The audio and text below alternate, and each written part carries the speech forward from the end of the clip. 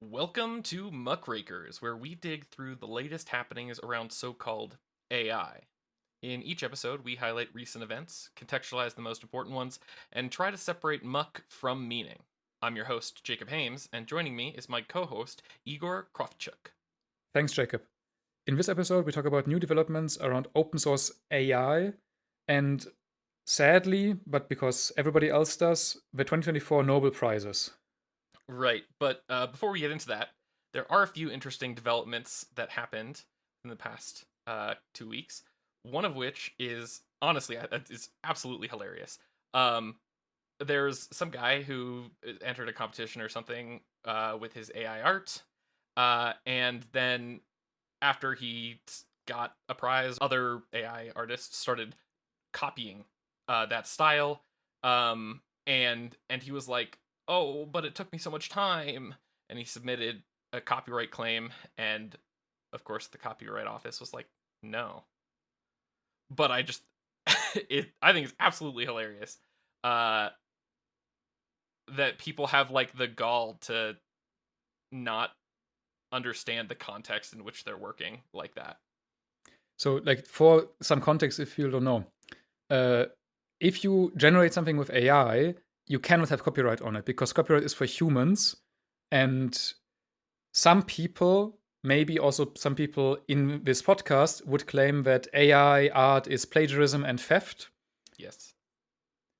And so far, there seems to be precedent building that the US legal system agrees with us. So, Right.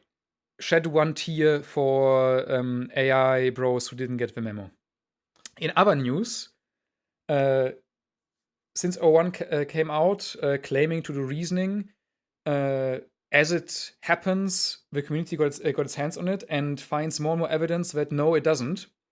Uh, GSM symbolic understanding the limitations of mathematical reasoning in large language models basically found that it doesn't do any form of reasoning in the sense that it selects a pathway based on some context in a deliberate manner. And it's more like, given a context, it just autopilots through some symbolic manipulations, like a high schooler who's just like pattern matching how it has seen two numbers added together, but without actually thinking about carry the one. It just knows, oh, if I put like 3 and 4 together, the next symbol is 7. But it doesn't get the context that if you have like 3 carries, you might have a different number. A Right. very interesting paper, worth reading. Right. And then the last one, uh I'm not gonna lie, was a little dense, so I did not read it. The last You're gonna one, have to take it for me. if people are interested in having interesting academic conversation around the role of AI and computational frameworks in cognitive science and psychology, it's like worth reading, but only if an academic. The main reason why I put it on there is it has the first step of a proof that AGI is mathematically impossible in this universe. We're just Hmm. missing a falsification of heuristica for those that know. And we're going to put links in the show notes that give context to this word. But this one is for the hardcore nerds. I just didn't want to rob these people of a chance of reading this paper. For sure. All right. So first item on the agenda is the open source AI definition release candidate one by the Open Source Initiative. This has come out within the last couple weeks, and basically, it's the Open Source Initiative finally uh, getting on the ball after bumbling around for practically 3 years of working on this, which I understand it does take time to get right, but still, they didn't have it right like 2 months ago, and now they do. So maybe it could have been faster. Regardless, it's fantastic to have, and I'm really excited about how it's looking. So first, like, what is it saying? How is it being sold? What are people saying about it? Well, what I know, at least as a baseline, is prior to this, big tech and tech in general and academia couldn't agree on what open source AI meant. There was an obvious answer, which was it's not what the big tech companies are calling it, but that doesn't really say what it is. Um, I guess, Igor, do you have any like flavor or context on this from your circles as to like how people were treating and understanding open source AI prior to this? So basically, you had people who are into open source and were already kind of saying, like, hey, you need the weights, the training process, and also the data in order to really call it open source. Hmm. Everything else is not really open source in the sense that you can take the source code, understand it, reason about it, and modify it. Hmm. Um, so what became more popular in those circles was open weights. So like what Mistral does, what Llama does, and there's even now a split in there that like Well, true open weights versus limited open weights, and maybe you have opinions on that split. yeah. For this is a interesting point for me here. So Llama definitely not open source in any way, shape, or form because it is under its own bespoke license that explicitly limits what you can do with it, and that is just not what open source is. So we can say that the weights are available, um, open weights, something like that, but it just isn't open source. Mistral's is actually a little bit more interesting here because Mistral's models, the weights are open source. However, we can't replicate what they've done because they haven't shared enough of the information.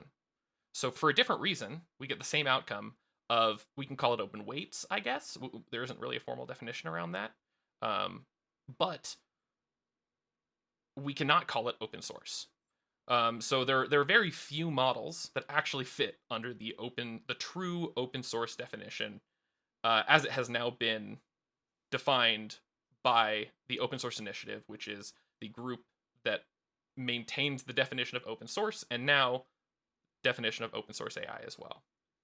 Maybe for people who aren't, yeah, going back to like nerds like us, we should give some context on what we mean with like true open source. What is the difference between open source, free software, and like proprietary software, and why like there's like this spirit of open source and spirit of free software that cranky nerds like us like to ramble about. So if you want Sure. to start with that, I can afterwards give my corrections.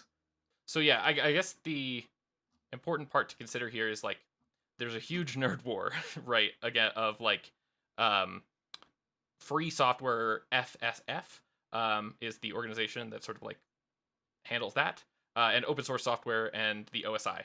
And we love free software here at Muckrakers, but that's just not what this is about. So we're going to be focusing wholly on open source and open source AI specifically, and like the OSI's definition. Um, so the last thing to bring in here in terms of like how it's being sold and how people are talking about this. Actually, there are two things. One is, to my knowledge, no companies with models that were claimed to be open source but are not, such as Mistral, Meta Platforms, Google with Gemma, or Twitter with Grok, have acknowledged the new definition.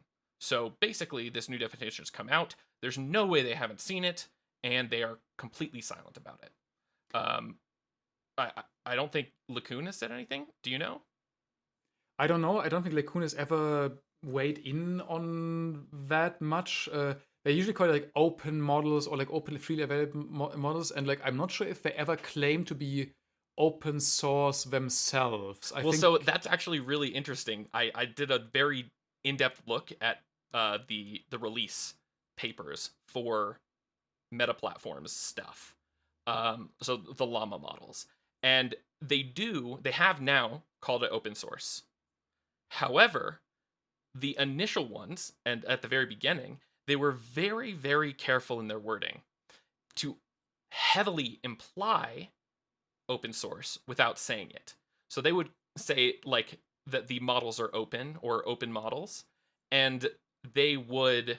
I think my favorite example of this is that they had a table that said, Meta Platforms Llama, or it didn't say Meta Platforms because they don't use their full name, but whatever, I'm going to. Meta Platforms Llama compared to other open source models. So they didn't call themselves, but they then but did. they put themselves in the category of open source and allowed everyone else to do it for them. I mean, like to also ground this conversation back to like what the implications are. This is nerd war shit, right? Most likely there was probably somebody being careful about we can't call this open source because this will get nerd war shit. And then like the footnote, they're just like, okay, we are not calling ourselves open source, so they can't come at us, so it's fine. Yeah. And the last thing that of things that I like how people are talking about this is the prior version, so 0.9, was actually pretty drastically different from release candidate 1. Um, and there were some articles and people talking basically like, wow, this definition is going to uh, light some fires. People are going to get pissed. And why was that? Is we're going to get into that just a little bit. But before we do, let's just say, what does this definition do and how does it talk about things? Um, the first thing to note is, like, as always with AI and ML stuff, we have to define everything up front if we actually want to be having meaningful conversations about it, because independently the words mean nothing. So definitions of an AI system are: an AI system is a machine-based system that, for explicit or implicit objectives, infers from the input it receives how to generate outputs such as predictions, content, recommendations, or decisions that can influence physical or virtual environments. Different AI systems vary in their levels of autonomy and adaptiveness after deployment. What I think is especially interesting here is that this you may have a deja vu of me saying those exact words from the last episode, and that's because they're the same words. The Council on Artificial Intelligence, OECD Legal 0449, has basically put this out, and seems that everyone is converging on this, which is fantastic. It's a Like good the definition. I like this definition. Yeah, and the fact that it exists and is like an actual concrete thing is very very helpful.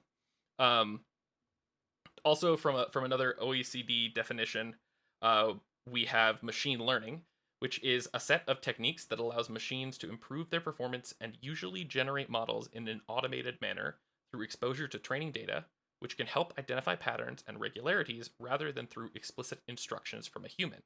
The process of improving a system's performance using machine learning techniques is known as training. So again, I think that's a solid definition. It's descriptive. It tells us what we're talking about. No issues there. But it is important to note that, like, these are very clearly defined. The first thing is just here what we're talking about, and I think that's a good model for everyone to start using. Um, in this version, the new developments are, one, and this is the most contentious: all the training data needs to be shared and disclosed, which is fantastic. Um, this was not the case in the prior version. The next one is code must be complete enough for downstream recipients to understand how the training was done. Again, not in the last one, but very critical here. And lastly, there's new text that's meant to explicitly acknowledge that it is admissible to require copyleft. So basically, they said, yeah, you can do copyleft licenses. That's totally fine. Which again, probably wasn't necessary to say, but they did explicitly say it, which I think is a very positive thing. So first, like, Igor, what are your takes on those changes and, like, the fact that they just happened now as opposed to, being in an earlier version? If this being RC1, meaning it's basically done and now we expect less changes, I am super happy. If they get removed, I will be very sad. Because this is kind of what needs to be done. Yeah, If you want to be able to reason about a system that come from machine learning with this definition of OECD, then this is the only chance you're going to get. And even then, it's going to be tricky. But this is kind of like the baseline from which we should be starting. yeah. And what I think is especially interesting, they like created a blog post that had a little bit of other description around, like, why this happened. Um, and basically, they actually talked to people who are machine in machine learning and like using LLMs, and ev- everyone that was credible, not everyone that was credible, but majority of people that are credible were like basically very strongly pushing for this idea of, if we don't have the data, if we don't understand what's happening during training, we're not actually getting the full picture.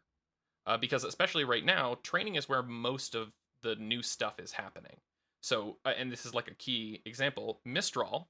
I think the people at Mistral are incredibly intelligent, and they know that they can make it look like it's open source, at least in the previous definition, without actually giving away their competitive advantage.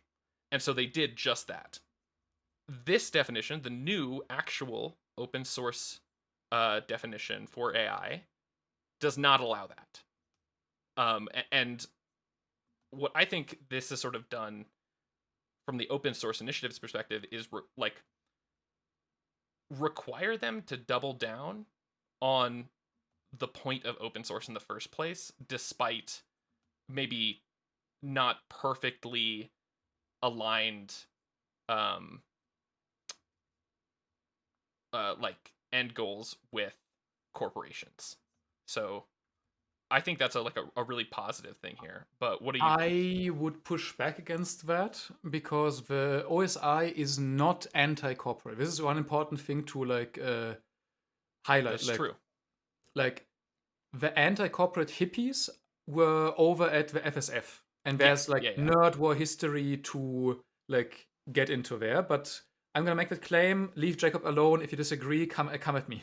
Um, but the OSI is not anti-corporate. What I think they care about is dilution of like their brand, like because by willy nilly calling stuff open source and not having like a counter thing that actually feels like it's the real thing that lives Mm-hmm. up to these 10 principles, you're kind of making it unimportant to be certified by them. They lose their technological social cachet, and Mm-hmm. I think that's what drove this more. Like if they had kind of like rubber stamped open weights as, yeah, this is now open source, like it wouldn't have been credible. And like Yeah. it might force Mistral to open, but I don't think it will because like No, it won't. And I wasn't making that claim. Just to like get back on that, I don't think that they are anti-corporation. Far from it. And I think the fact that it took until now for them to actually make that hardline stance, that is not in the best interest of corporations, is a testament to that. Like the fact that they have is a positive thing. I don't think that makes them anti-corporation. Um, but my thought process here is it's forced some sort of like solidification or definition um, of the purpose of open source and open source initiative that was not there prior, and like having that decreased ambiguity is something that I think is good. so what do you expect this to actually do? And I would like to tie this in with some stuff that might be a tangent, so maybe we cut it out. So like the business source license debate in the open source community has been a thing as well, which Mm-hmm. I would cite as a example that even though it's nerd shit, because like let's be real, like only nerds build AI systems and train AI systems and like do the stuff, like the nerd shit Yeah. actually matters. And these licenses, they might be a bit dry, but they actually do matter. And Mm-hmm. if it's okay, I would just give a mini X course in this business source debate. Okay. Sure. So one of the things that people often don't get about open source free source is that it's not free as in beer. It's like libre or as open source. So like you can sell it, you can ask for money for it. It's just difficult to monetize. Right. And one of the things that has been a thing in the tech scene has been people trying to come up with like slightly less open source licenses, but still get the cred from techies, but also, they can sell. And one of the outcomes has been branded business source license or fair source. And that's basically uh, it's not open source because or free because it comes with additional restrictions. Like you can't be Amazon and run this in your cloud system without having a license deal with the authors of a license. It's like one of the things. Or you can't run this in a corporate context without getting like a business license from the main company like selling a corporate thing under this license, Hmm. but with a transition clause where like a year after a certain version comes out, it converts into just Apache or MIT, which is like a bona fide open source license. And Right. this has been like the trade-off people have been trying to do, and it's been a huge nerd war. I am on the side of like this is kind of a good trade-off under capitalism, but like you still get like the guarantee that you have open source at some point. It's just delayed. Different topic, but it is a nerd war, and it matters because it determines which technologies become actually popular and adopted by lots of techies, also just because of the buzz and the branding. So Right. like the OSI now giving like a release calendar and maybe settling on an actual open source definition that includes data is Yes. really promising for a bunch of graybeard cultural cachet, but also just like brand value Yes. pushing towards actual open source models. Yes, and I think that that is the key thing here. Like the difference between the last month version, 0.9, and the current version, is that I guess they had conversations, and sort of realized that not taking this more. I think it's been referenced as like idyllic, which I don't know if I would call it that, but at least it's been referenced that way, and it's descriptive enough. Um, Version completely dilutes and undermines this idea of open source. And I think that they realize that, and as a result, have added these clauses. There's also an interesting follow up to our SB 1047, I think it was, like the vetoed AI law, Mm-hmm.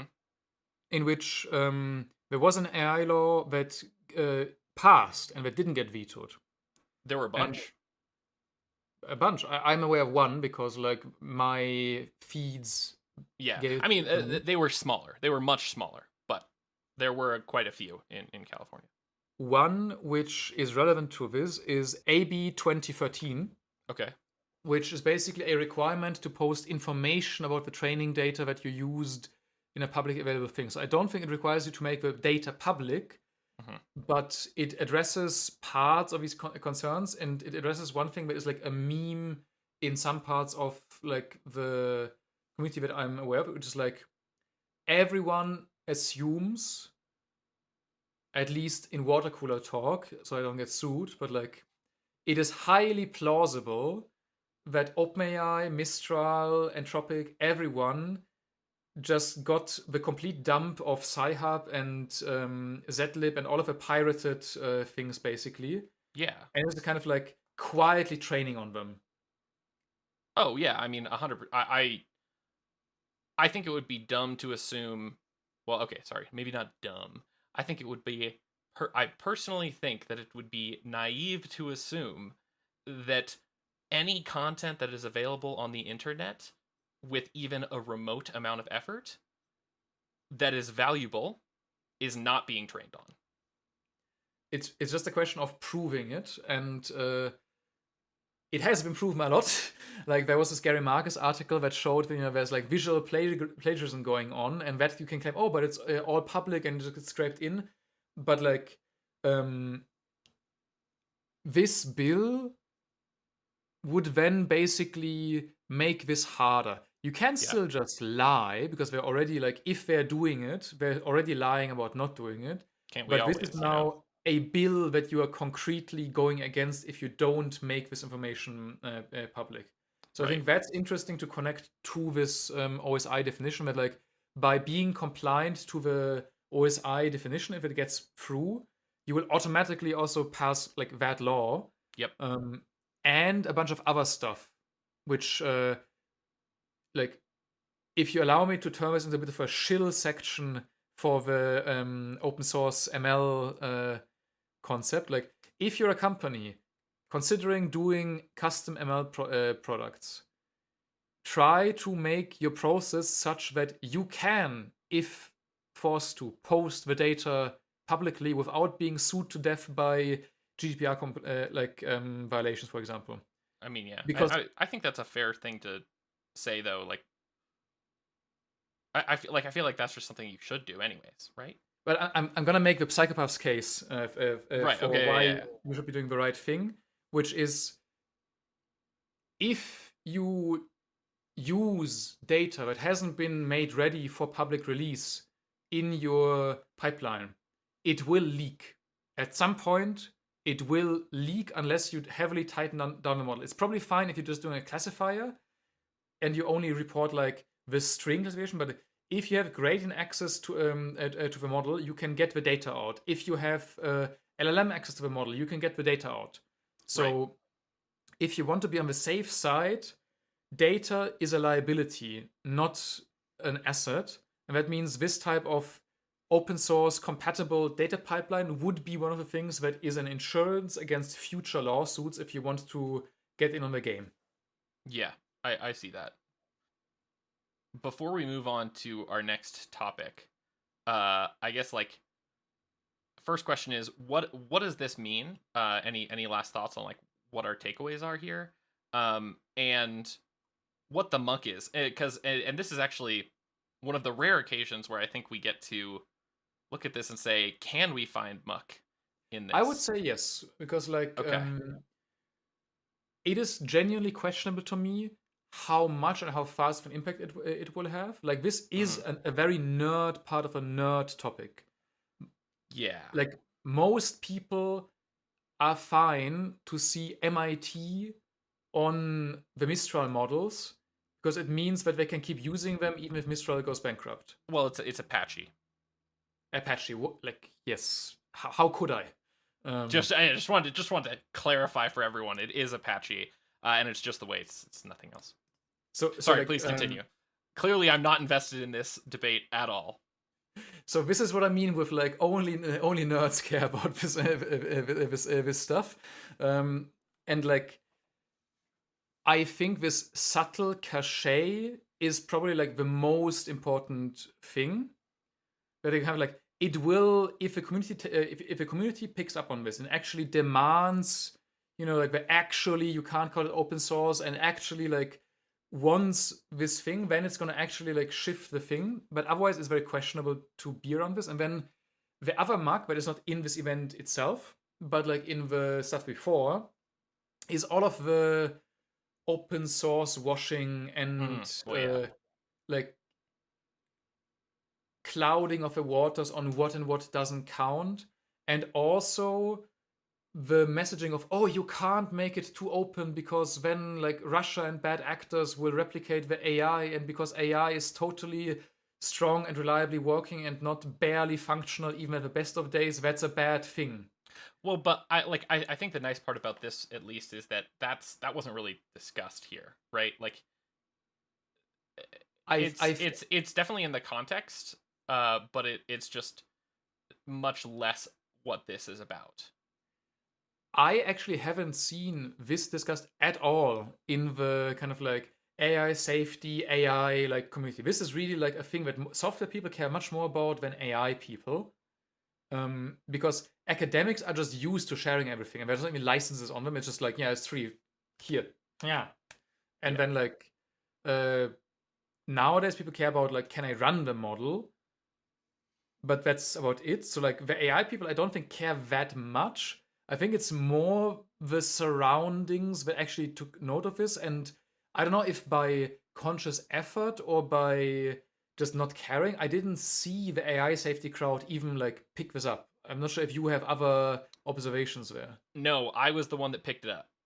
However, I do know that there are a small portion of people that do care about this within the AI safety crowd. For example, concrete example, one of the people in the C suite or like upper management at Anthropic has made this a big issue for them.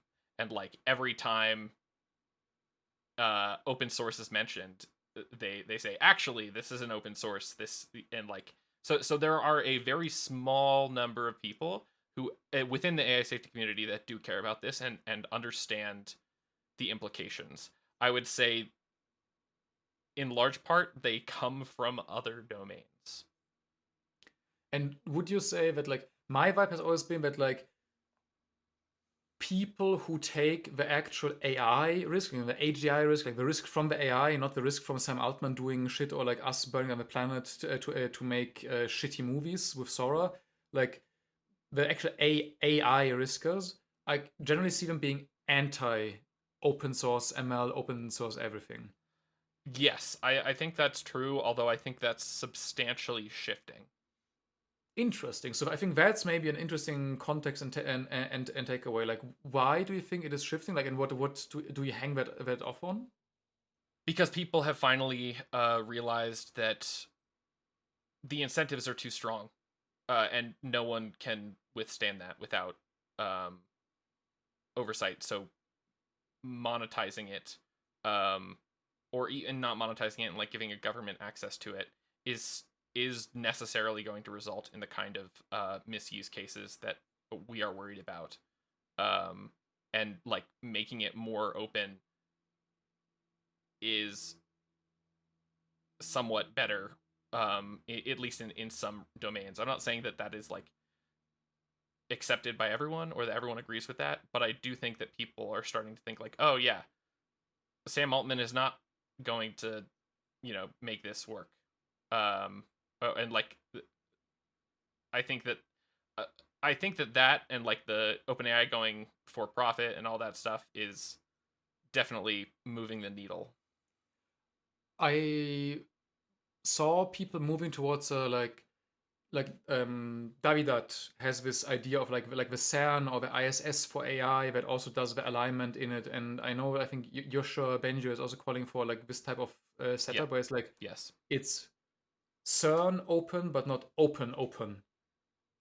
Like it's not like Yeah. So it's not quite the same, um, but it at least is closer, and people are like more amenable to it and more willing to see that like the major flaws in pure corporate control of the situation.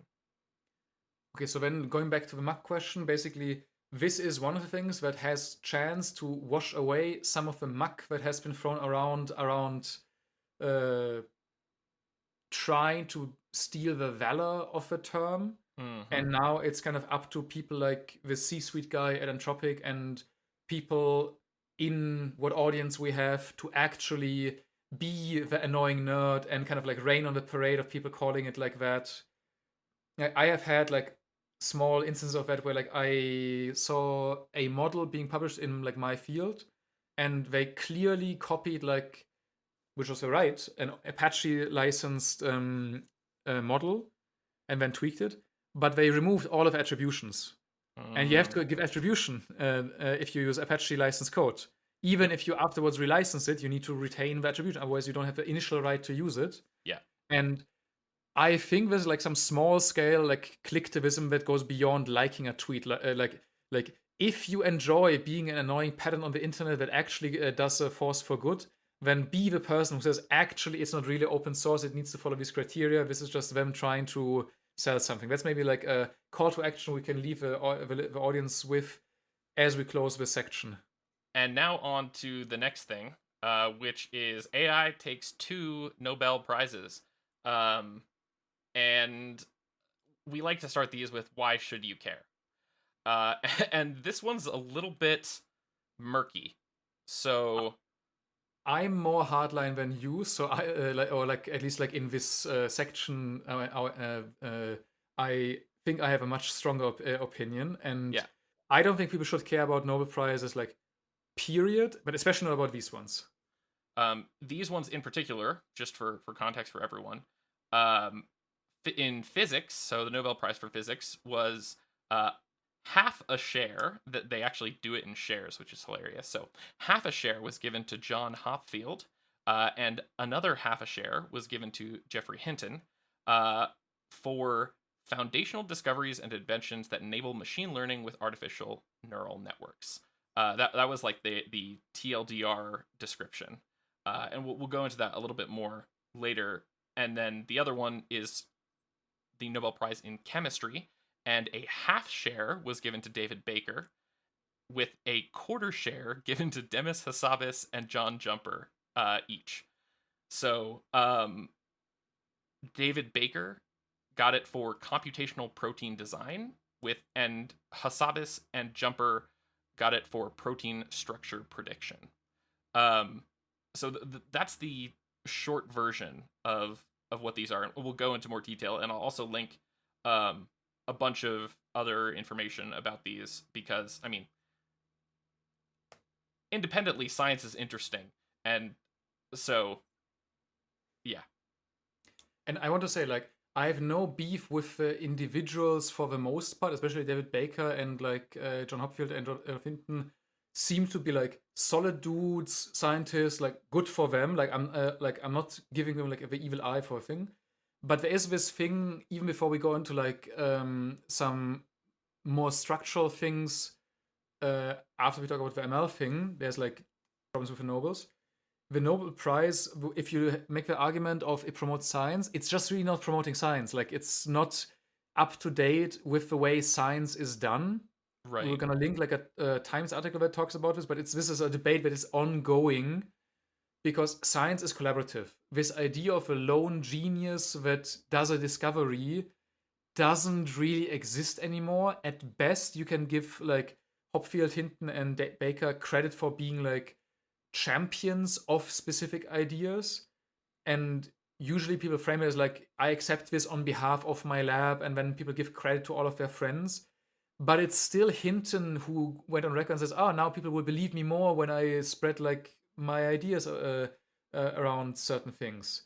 So it is mm-hmm. still incentivizing the wrong thing, which is this cult of a genius and the lone discoverer. Right. And especially for Demis Hassabis, I think we can argue about whether even that would be justified. Maybe this launches into the more detailed discussion. Yeah, because it's on everyone's mind, we are gonna just delve into it a little bit and say what's happening here. What actually were these Nobel Prizes for, and how are they related to machine learning? Let's start with what I would say is the more justified one, um, which is chemistry.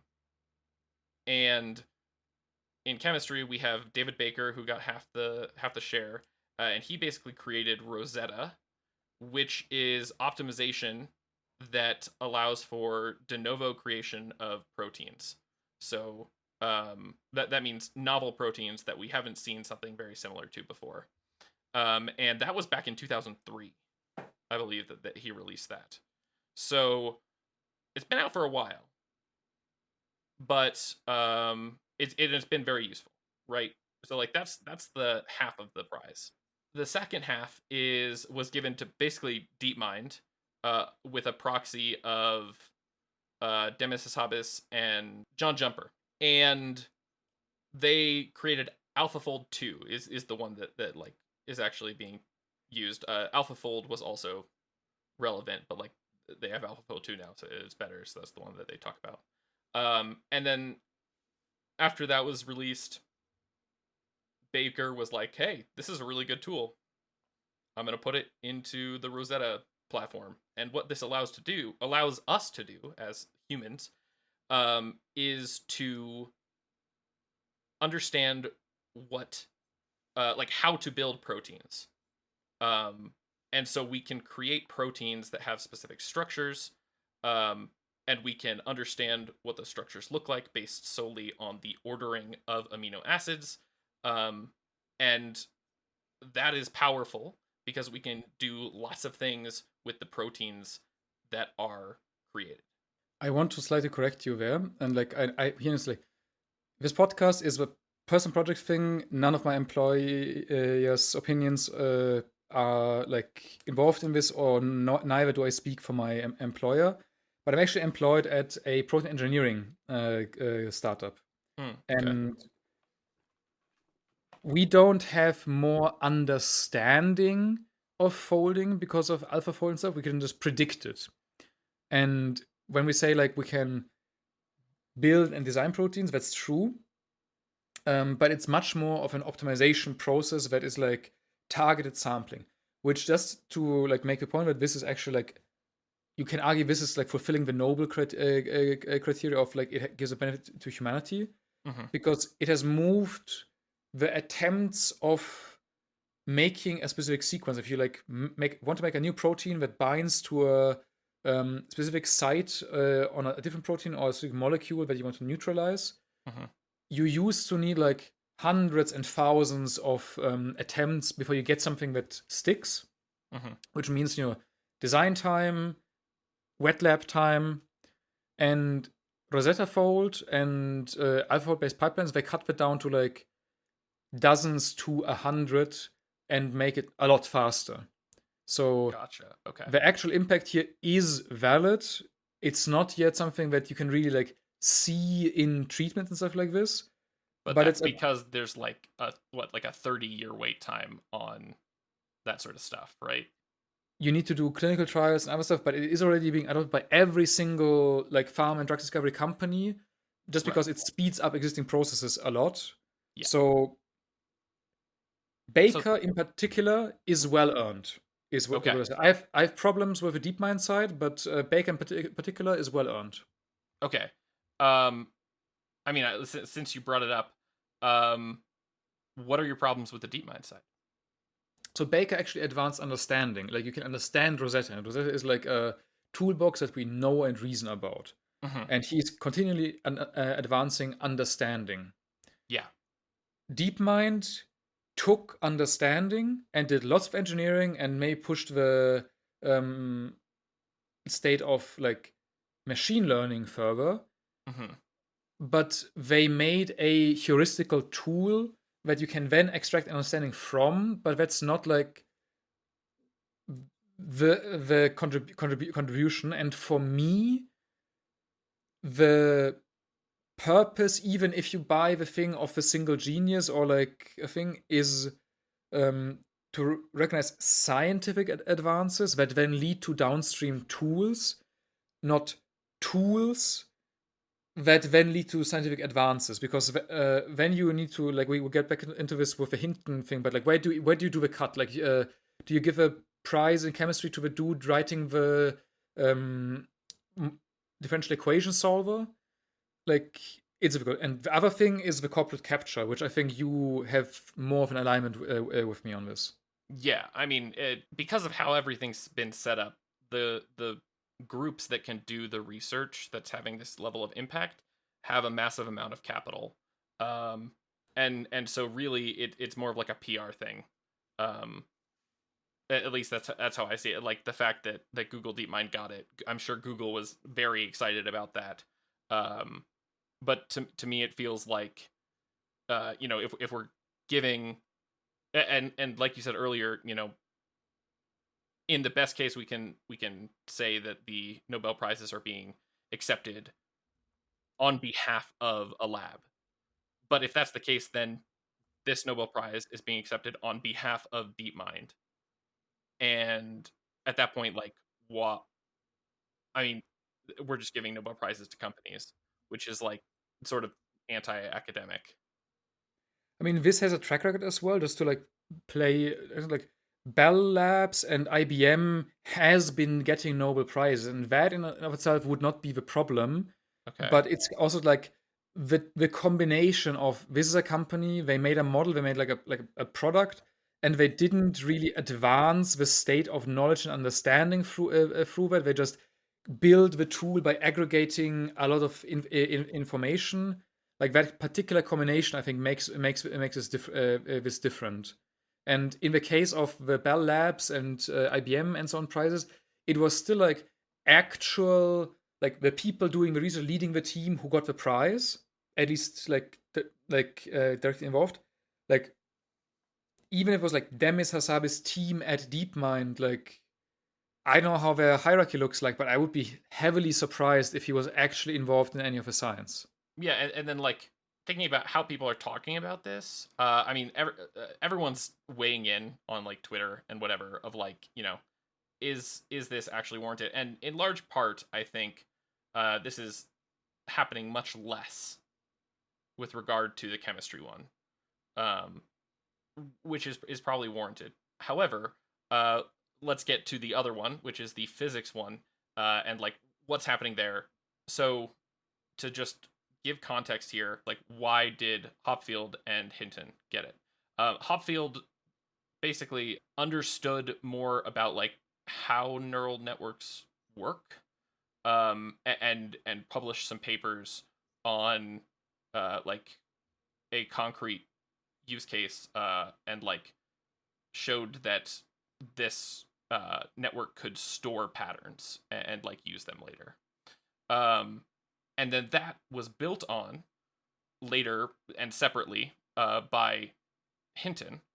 And he basically um, the TLDR of it, as far as I can tell, is like sort of introduced the idea of training, um, or at least like it gets us on the track to where it is now. It's not quite back propagation at this stage, but like is definitely a step towards that. Um, and so these are what was actually awarded for these for this prize. Like that's why they got it.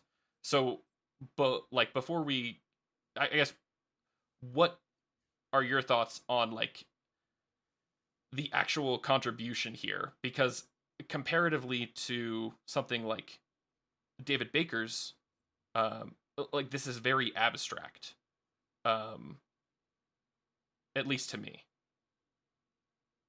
So, I mean, it's physics, right? Like, it will be abstract, and like the Hopfield thing, you could make the claim that it's like a big understanding because like Hopfield's thing led to also applications in like um, how other systems that work like this, that have like self recurrence, find energy levels that capture certain dynamics. Okay. And like the Boltzmann machine, you could also argue is like a physics thing that was already studied and well known.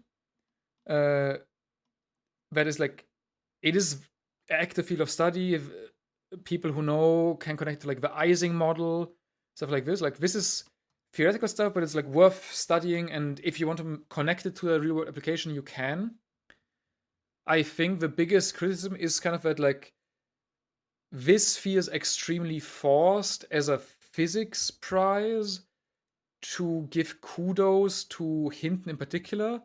Hopfield, as far as I know, has made other contributions as well. He's like a biophysicist, physicist, like he like his thing is probably validated as part of a larger oeuvre, but like Hinton is just out of place here, and he already got the Turing Award. Right. So why? And that's one thing that I like saw people talking about when I was reading about this is like scientists are sort of thinking like, okay, so this has probably been distorted by the fact that Nobel prizes are not like not for everything. But so like if there had been one for mathematics or computer science, that makes more sense. But then like there is, it's just not called a Nobel Prize. It's something different, like the Turing Award, right? And so that like probably distorted it, and it feels weird and like very attention grabby to want to like hop on to the AI stuff here. And it has the same problem for me that like Hopfield did contribute to our understanding of like physical processes. Uh huh. Hinton, if a Boltzmann machine Scholarpedia gives me the right idea, he basically realized that like um, if you define an energy in terms of like some data, you can use something that is like physics inspired to then like embed that into a system, which is like the Hopfield network thing. And then he did not backdrop, but like a learning rule in there Yeah. that does this. Yes. And this is not increasing our understanding of physics. Like I saw on Twitter a take that was like, if you change like the laws of physics of the universe and the thing keeps working, it's not about physics. It's about just some abstract mathematical thing. Mm-hmm. And I think that flies. And so like Hopfield figured out how in concretely like biological neurons do a computation. That is an insight. Hinton like figured out how to use a physics metaphor to program a abstract model of a physical system to do what we want to do. Right. So, going, I guess, like back to like what this means. What do you think is our actual takeaway here based on this development? I guess more like this is like a meta. What does it mean in this case? Because there aren't really super direct impacts. I would disagree. Hinton Okay. has made one of the impacts very clearly. He has made it clear that it is his hope that people will take his ideas about AI safety more serious now, and about the impact of like Hinton using it. Like again, like I really want to emphasize, like I have nothing against Hinton, I have nothing against Baker, I have nothing against Hopfield, especially because he's like out of this field of muck that we are raking through. Mm-hmm. But there is a memeified precedence of Nobel Prize winners going off to embrace and popularize crazy ideas. Because as it turns out, if you're really good in one thing, it doesn't mean that you're just super good at everything, including life judgment. Yeah, I think that's fair.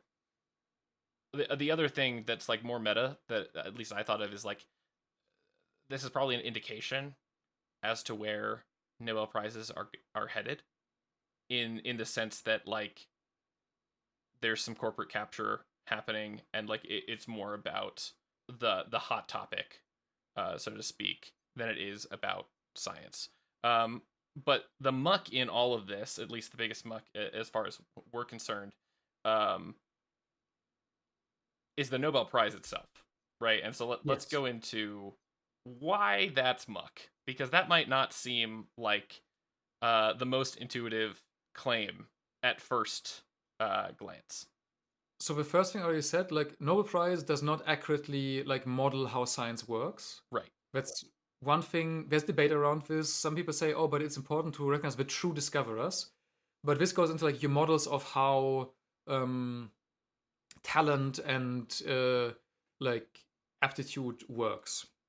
Um, I think the corporate capture thing was always a thing in the sense that kind of like Nobel literally made this prize to be remembered as the guy for a Nobel Prize, not as the guy who made his fortune off of dynamite, which killed millions and like has caused untold economic devastation via like dynamite fishing in coral reefs and stuff like this. Nobel was just a rich dude who like the Nobel Prize was probably the best thing that he did amongst some other stuff, and like not a horrible person probably, but just like richer than I think people should be.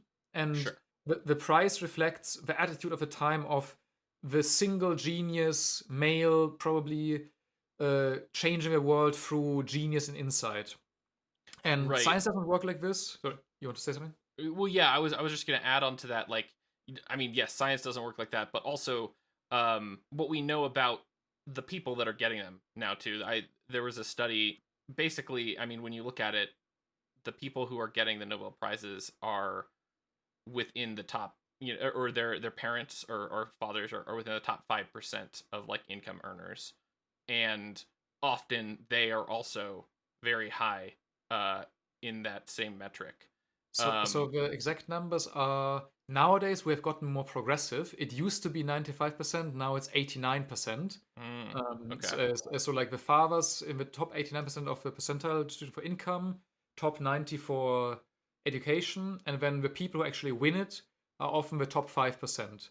And like Okay. this is like an increase by 6% already. So in 600 years, we will finally be at a point where you like, as the median person, you can win a Nobel Prize. Well, that's if this trend continues, which we can of course assume is going to be the case.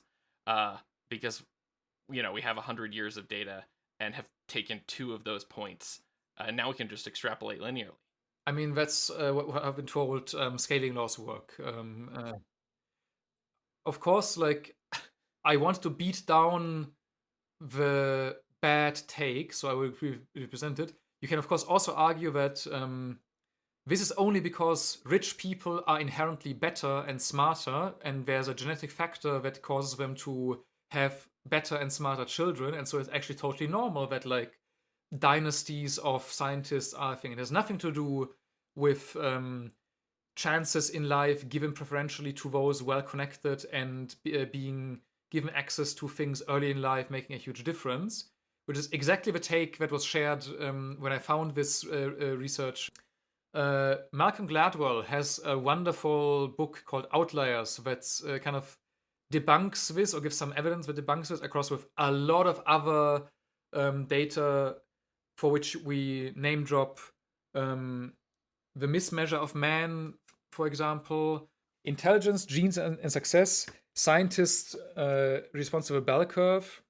There's like decades of science debunking this take. Right. That we don't know what causes intelligence. It seems to be not really heritable once you start correcting for all of effects of status and economics, basically. And this story is bullshit. Like Nobel Prizes are prizes for rich people. Nobel Prizes are prizes for people who have already had chances. And in this book, Gladwell gives this anecdote of the main predictor at that age where hockey players are selected for their talent in Canada, which is probably the one country that really cares about hockey. Yeah. Is just how old the child is. So most of the hockey players in Canada cluster around a specific month, which means you will be in the oldest child distribution at the time of the tryouts. Mm-hmm. And then you get selected, and then you get lots of extra training, and then you get lots of other stuff. And then you, of course, become a good hockey player if you have like an interest in it.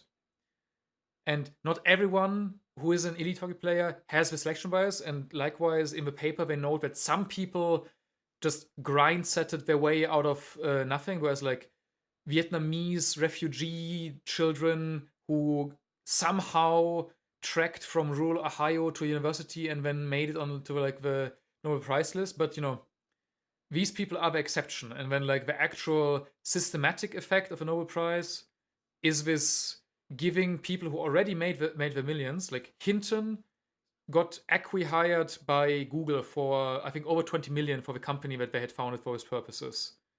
Demis is, if I remember correctly, is like co-founder of DeepMind, right?